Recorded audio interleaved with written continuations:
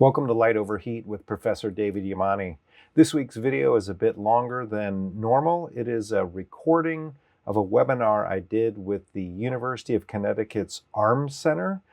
This was a presentation I made largely to an audience of public policy scholars, public health scholars, and others concerned about firearms-related negatives. And what I wanted to do in this presentation was to complicate the way that those scholars tend to look at, in my estimation, issues of risk and rationality of gun ownership. So I hope you enjoy the presentation. Certainly let me know in the comments what you think.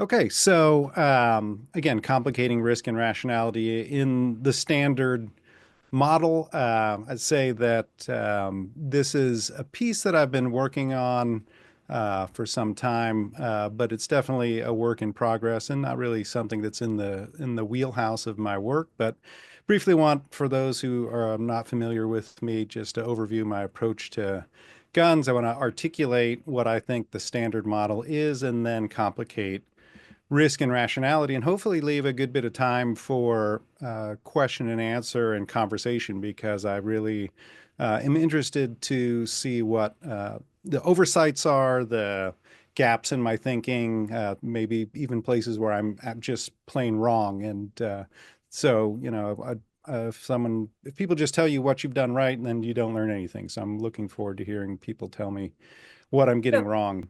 But again, this is my intention for today of what I'd like to cover. And you know, honestly, when I say that I'm excited to have input, I am. But you know, my approach from the start of my work on gun culture was really to look at you know, what I would say is a sociology of U.S. gun culture. So I say in my first kind of publication in the area that despite the fact that a robust culture centered on the legal ownership and use of guns by law-abiding gun owners exists in the United States, there is no sociology of U.S. gun culture. Rather, the social scientific study of guns is dominated by criminological and epidemiological studies of gun violence.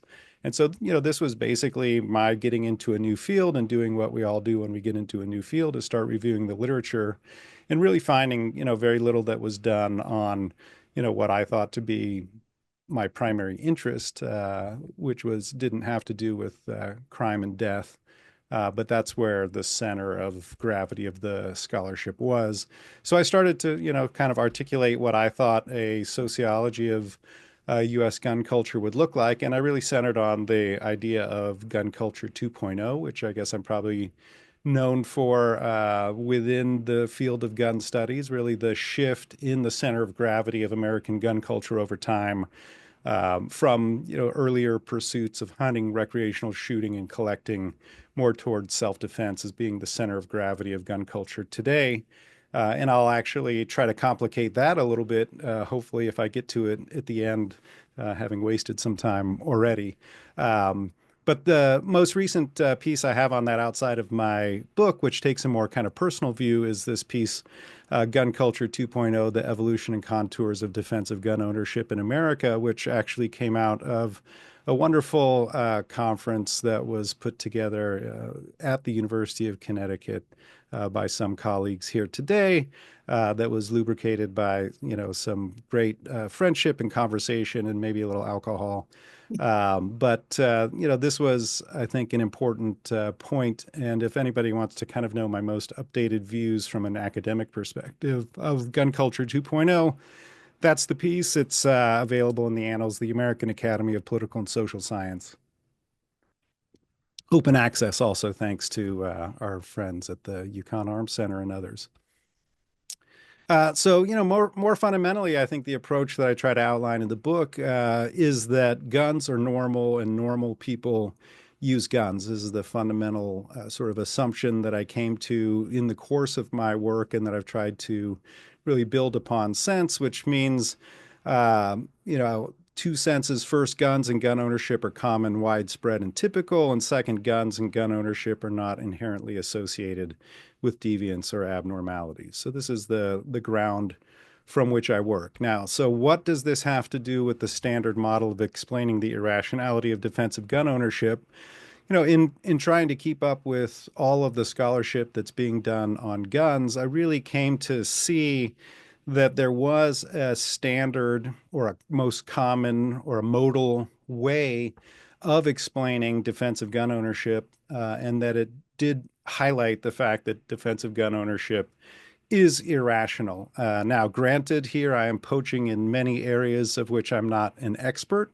I've tried to read everything I can. I don't read everything. And so when I say I'm laying out this model and I'm sort of highlighting what I think are some of its shortcomings, I really am interested to know if there's anybody in the audience today who works within this model or thinks that they don't work within this model, but it's wrong.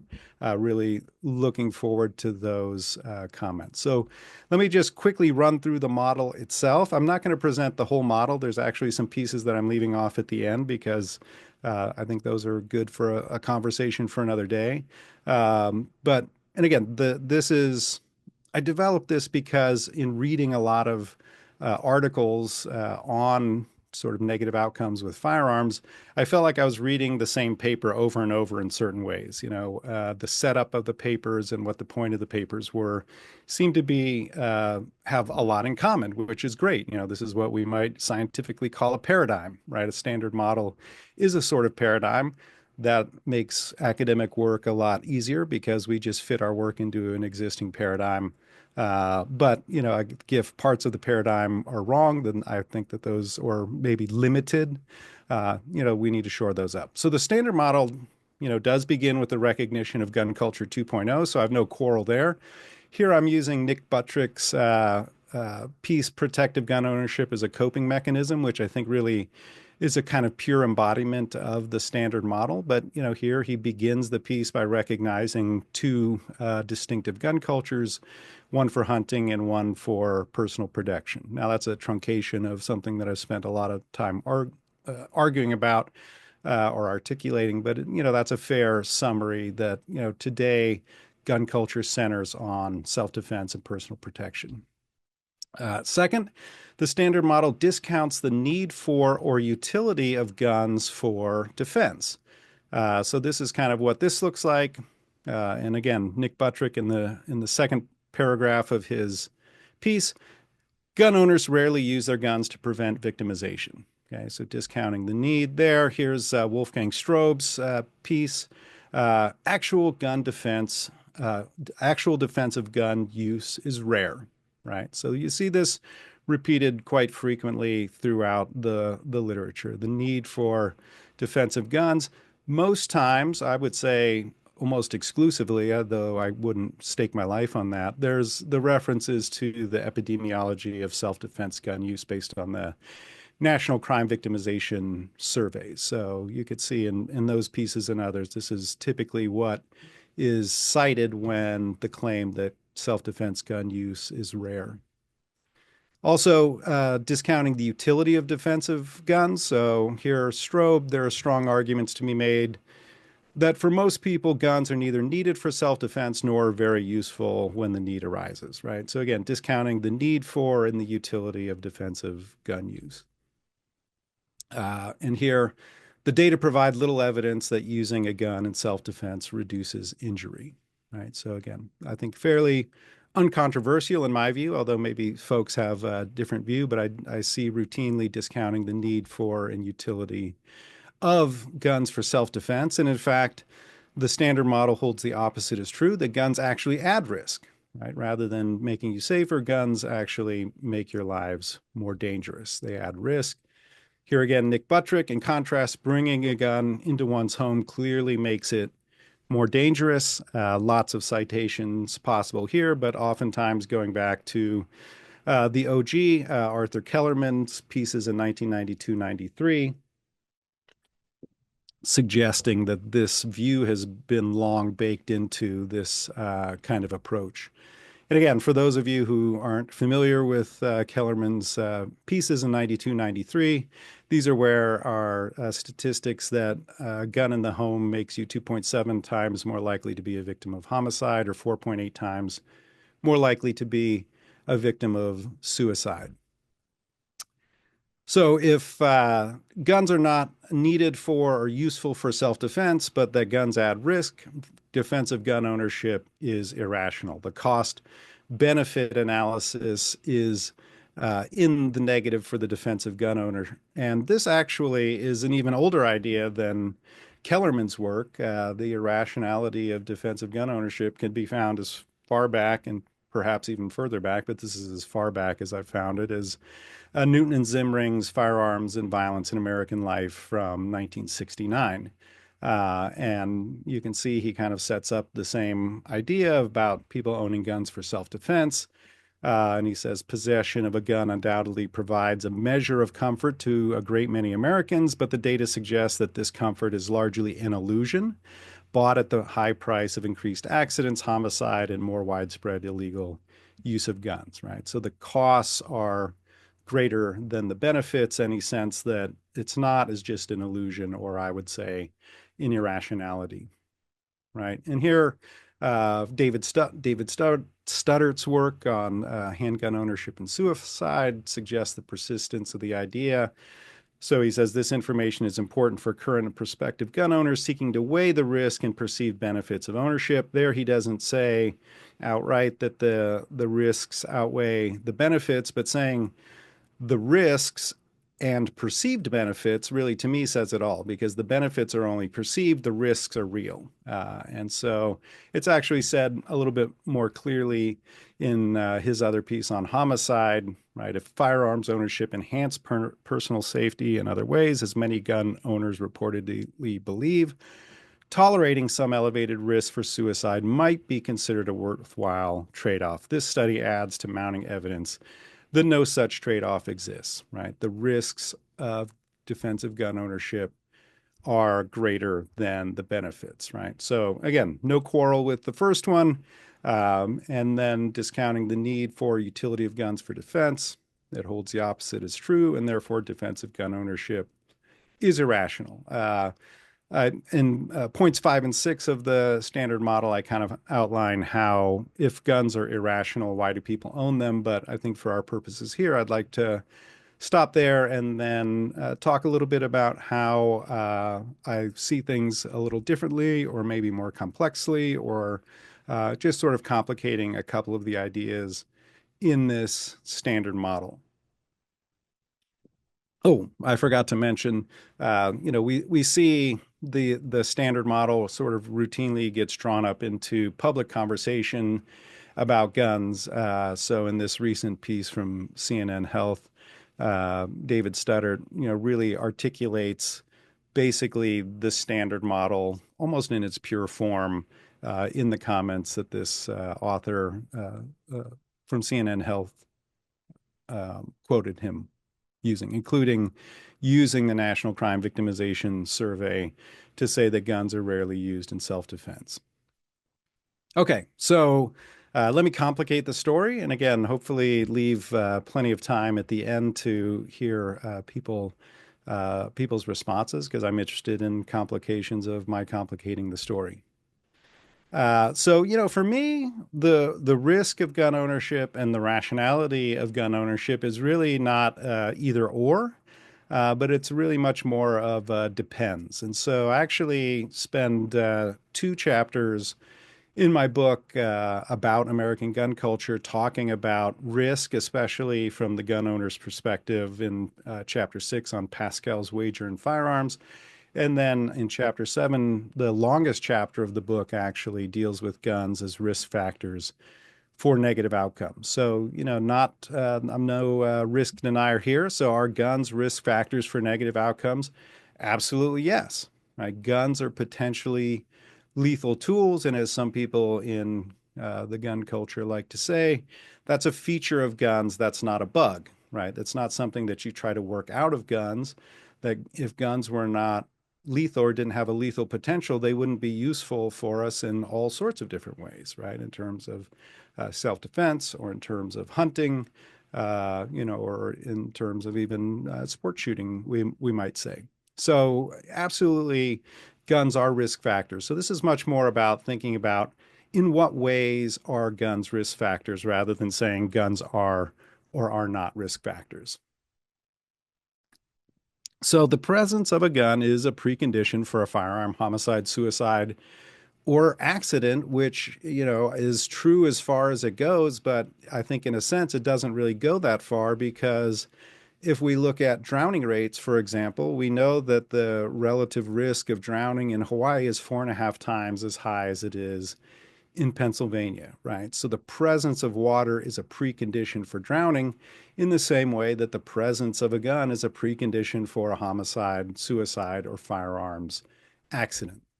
So how then does that lead to sort of complicating our understanding of how guns are a risk factor? And here, again, my reading, my statistical training and my methodological thinking, which dates back to the 1990s when I was in graduate school, I think that there is some overconfidence in both case control models and also use of statistical controls in trying to isolate guns as a risk factor, right? So the 2.7x or the 4.8x or whatever relative risk ratio is found, is really only correct if we get a perfectly matched control sample or get all of the statistical controls exactly right. And I think in studying human beings, this is just really hard to accomplish, right? Which is not to denigrate the work. I have here a picture of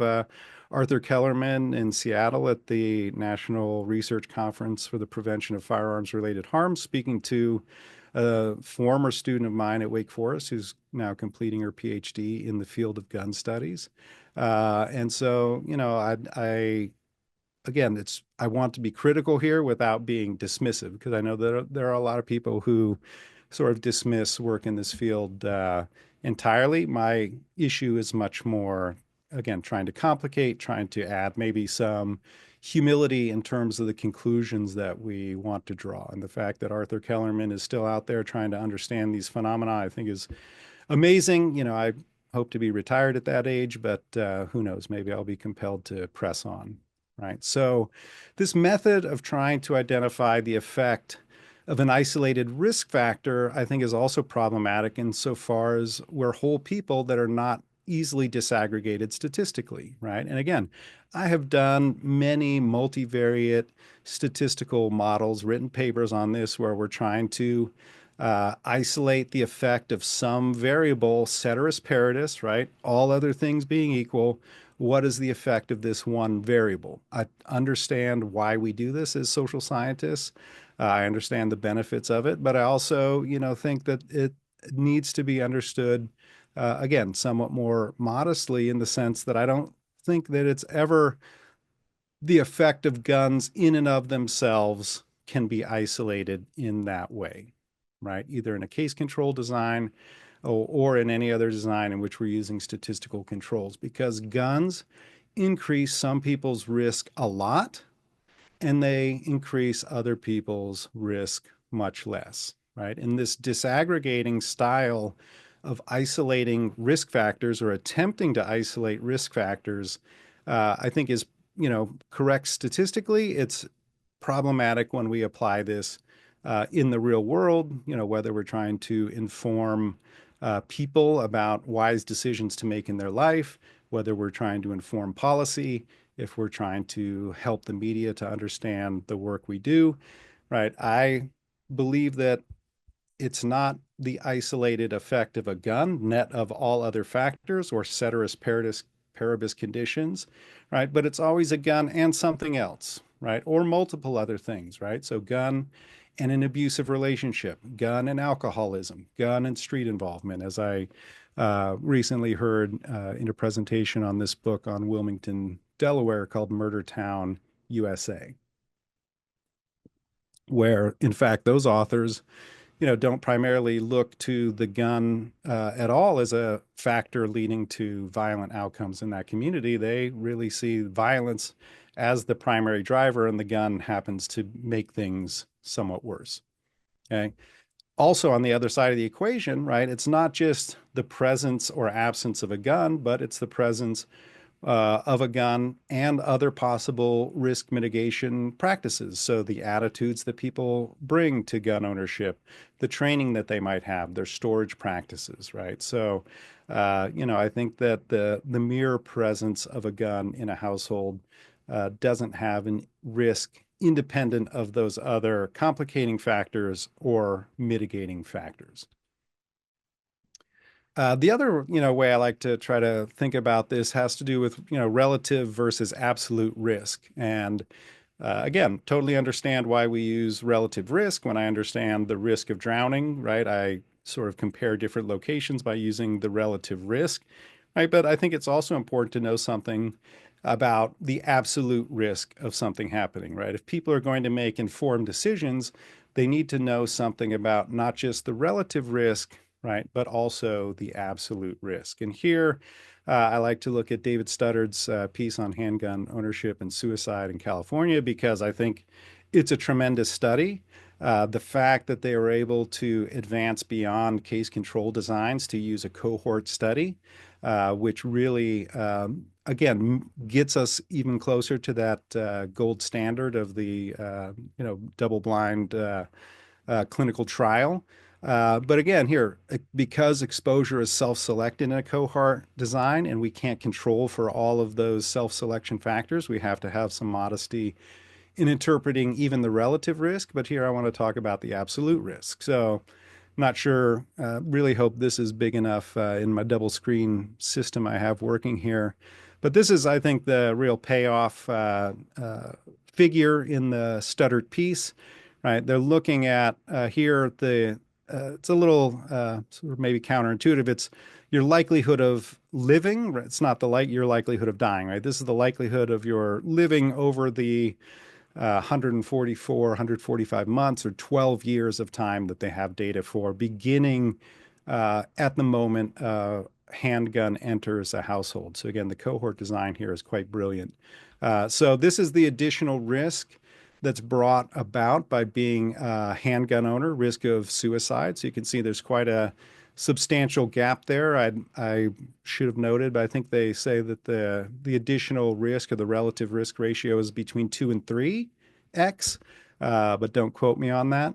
But when I show this to my students, they sort of immediately notice something interesting, which is that the scale of this graph is from 99.6 to 100, right? And not accusing Studdard of being deceptive at all here, but this really highlights the fact that there's something else going on in addition to the relative risk of death by firearm, suicide by firearm, which is that it's the absolute risk is quite small. And so if we take out that part of the diagram, and again, Studdard provides all this, he's not trying to hide anything. But if we look at the absolute risk on a 0 to 100 scale, right, the additional gun owner risk is there, right? And why is this? This is because almost nobody in this study died of a firearm suicide over the study period. And the gap between those who did and have firearms and those who didn't is quite small because the absolute risk of death is quite small, right? So again, everything we need to know to interpret this study and its implications is right there. I just think that this would be a bit of a complication if we always mentioned the absolute risk in addition to the relative risk. Because again, if I'm considering bringing a firearm into my home, that's probably something that I want to know about. All right, let me quickly go through the rationality side of the issue. I definitely want to leave time for some conversation, so hopefully I'm not rushing too fast. So, the rationality of gun ownership, has to do with, I say, this, pro-gun and pro-gun control equation, right? Who assumes how much risk from gun ownership is a complicated factor, I've tried to say. And the rationality of gun ownership also depends on this benefit to risk ratio. So what are the positive effects or benefits of guns? Less the negative effects or risk of guns, and that is the net effect or the rationality of gun ownership, right? And again, are defensive gun use defensive gun use is rare and useless, right? Well, certainly this is part of the standard model. It's something that gets drawn up into our public discourse all the time, right? So this idea that they are rare and useless, that guns actually bring more risk, and therefore this is an irrational decision. It's a myth, it's a delusion, etc.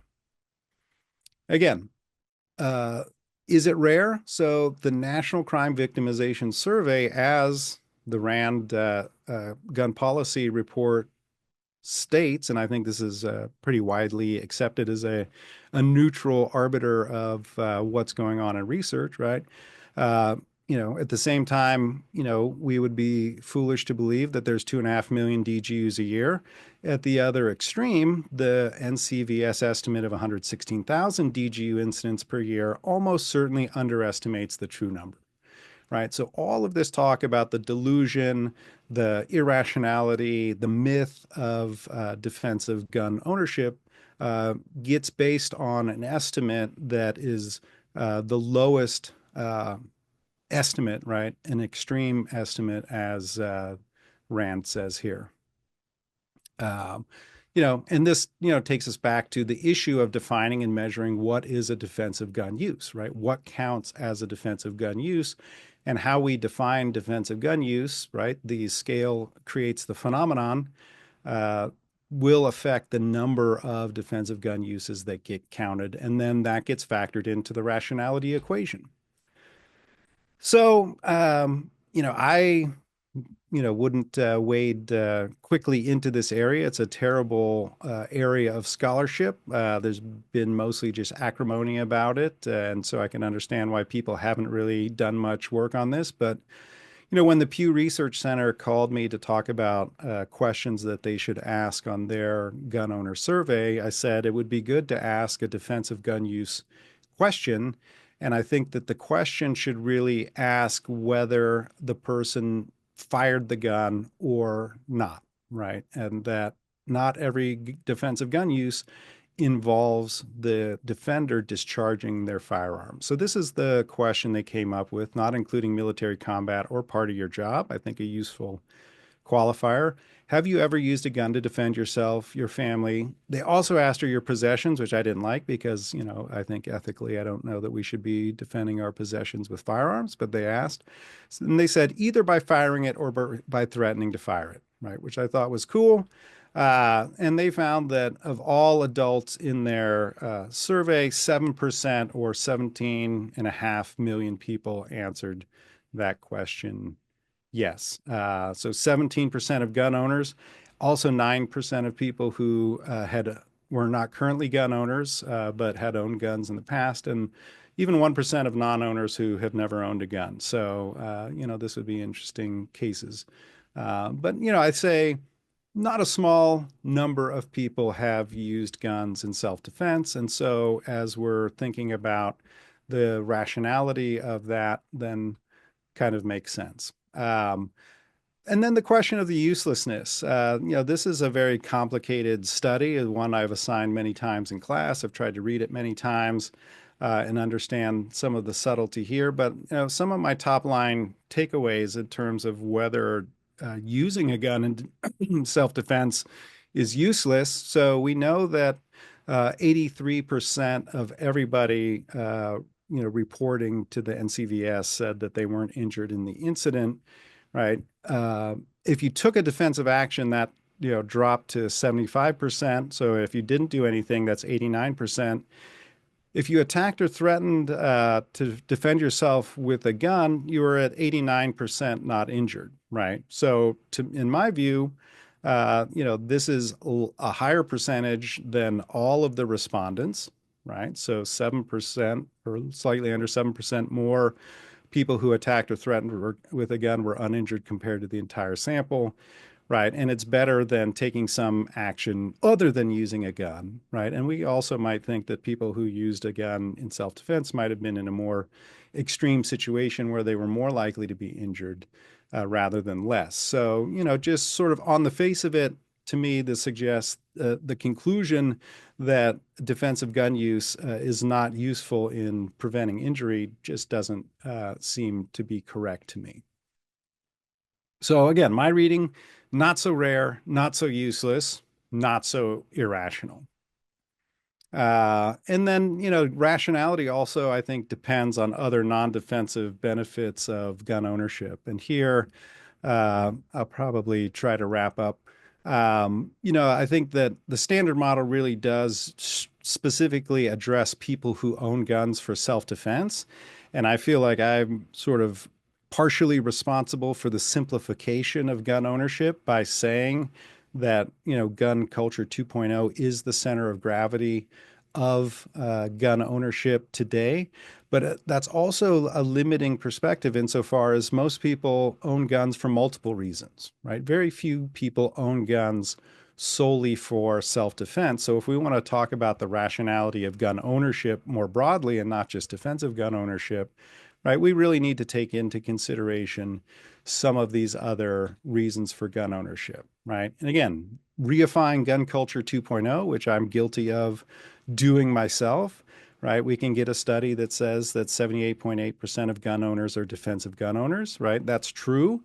But it's also true because the question that was asked was, what is your primary motivation for gun ownership, right? And if we ask what's your primary motivation, we are going to limit the range of possible responses, right? The scale creates the phenomenon, which is different than asking a question that allows people to say a range of responses, right? Is protection a major reason, a minor reason, or not a reason? Is hunting major, minor, or not a reason, and so on, right? And I think if we divide the pie this way, things look a little different. Again, I don't deny the existence of gun culture 2.0. I would not, have a position in the field if I did that. That's clearly evident in this data. But 52% of people also say that hunting is a major or minor reason for gun ownership. Sport shooting, 59% major or minor reason. Gun collecting, 41% major or minor reason, right? So, the question of why do I own a gun, right, is a way of asking a question, or what is the primary reason that I own a gun is an interesting way of asking a question. But I might also say which gun, right? I own 12 guns, right? So why do I own those 12 guns? For all sorts of different reasons, including for personal protection.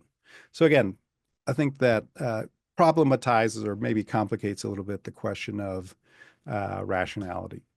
All right, I'll stop there so that I leave a decent amount of time. I think some of these other things are just me riffing on some other things that I think about when I think about gun culture, but hopefully that gives us a little bit to chew on, and I welcome people's questions and comments.